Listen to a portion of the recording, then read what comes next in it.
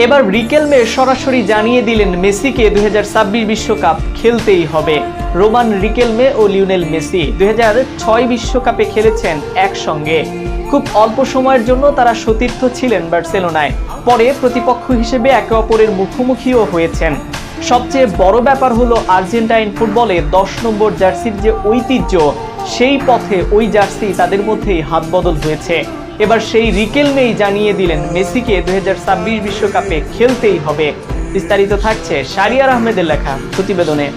Riquelme Argentine ফুটবলারের অলস সৌন্দর্য। 2008 সালে তিনি জাতীয় দল ছাড়ার পর দেশের 10 নম্বর জার্সি পরার ভার পেয়েছিলেন মেসি।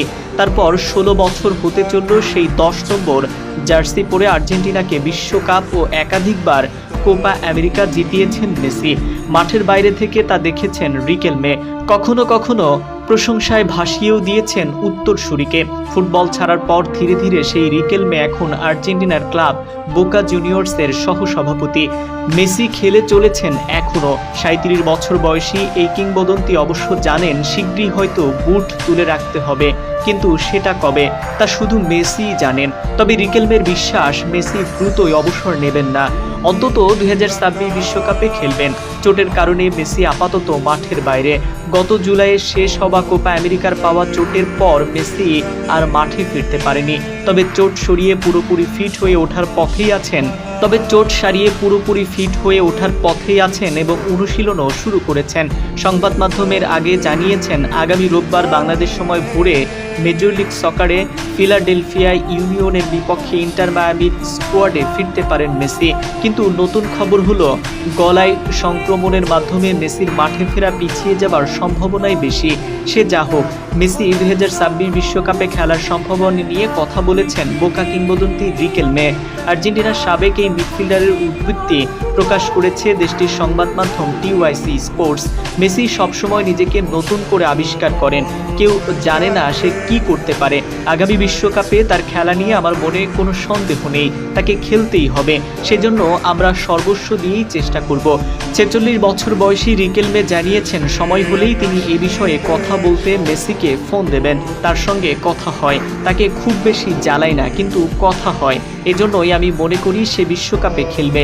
সে প্রতিদ্বন্দ্বিতা করতে পছন্দ করে এবং জিততে চায়।